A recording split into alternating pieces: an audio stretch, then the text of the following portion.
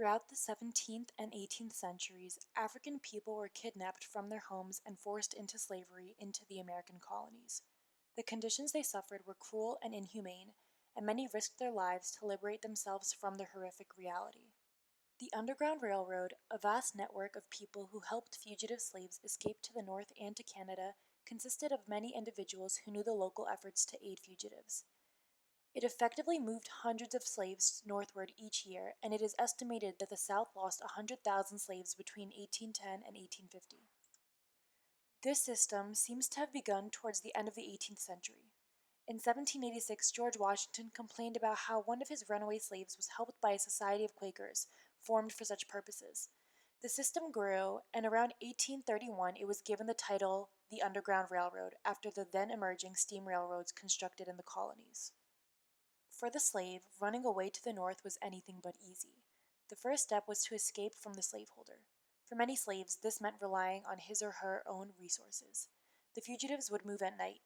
Many aided in the effort, including Northern fugitives, Quakers, and the focus of the Swing-Low Monument, Harriet Tubman, who made 19 trips into the South and escorted over 300 slaves to freedom.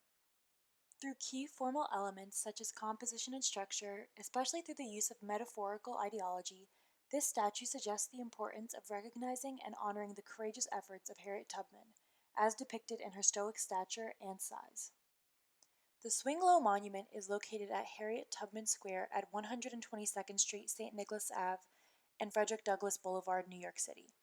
The powerful and compelling commemorative monument features Tubman in a forward-leaning stance and standing an impressive 13 feet high and 14 feet in width. The artist used shapes and deeper relief to bring attention to what she wanted to be more apparent and recognized to the public. This is evident when one stands by the sculpture and Tubman towers over them, showing a sense of powerfulness and dauntlessness, which were characteristics evident in Tubman's personality when she was alive. These physical elements were well representative of Tubman's behavioral elements and work hard to commemorate who she was and what her values were. The back of the sculpture includes jagged, unruly horizontal roots emerging from Tubman's skirt. The branches intertwine with one another and have sharp, crooked appendages. These roots make up approximately half of the sculpture's depth, which signifies that this holds a level of great, perhaps symbolic importance to the piece as a whole.